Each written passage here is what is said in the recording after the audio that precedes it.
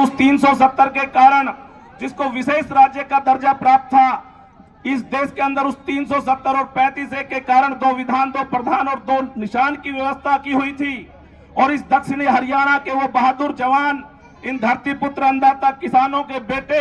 वहां पर प्रहरी बनकर के उसे अपने खून से सींच रहे थे, उसे अपने प्राणों का बलिदान देकर के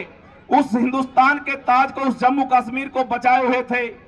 2014 के अंदर जब आप भारतीय जनता पार्टी की सरकार बनाते हैं, देश के यशस्वी प्रधानमंत्री इन सैनिकों के बारे में सोचते हैं कि ये अन्नदाता धरती पुत्र किसानों के बेटे,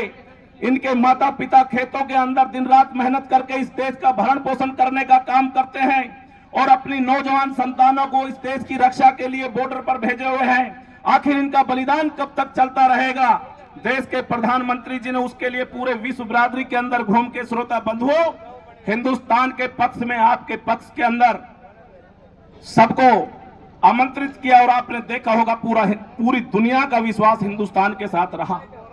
जब 2019 के अंदर आपने दोबारा से भारतीय जनता पार्टी की पहले से ज्यादा सीटें देकर इस देश के अंदर सरकार बनाई, तो केवल इस 70 दिन की सरकार ने उस 370 को उखाड़ फेंकने का काम किया, जिसके बारे में हम ये कहा करते थे कि बड़ी बारीक पेचीदगी है। और जम्मू कश्मीर के वो हुक्मरान जो आए दिन ये कहते थे कि यदि 370 को छेड़ा गया तो ये कश्मीर बारूद के ढेर पर बैठा है, पूरे हिंदुस्तान में आग लग जाएगी।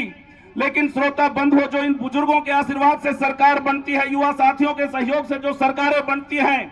वो राष्ट्र के प्रति सोचती हैं, इस वतन के लिए सोचती है और केवल इस देश के लिए काम करने वाली ये सरकार,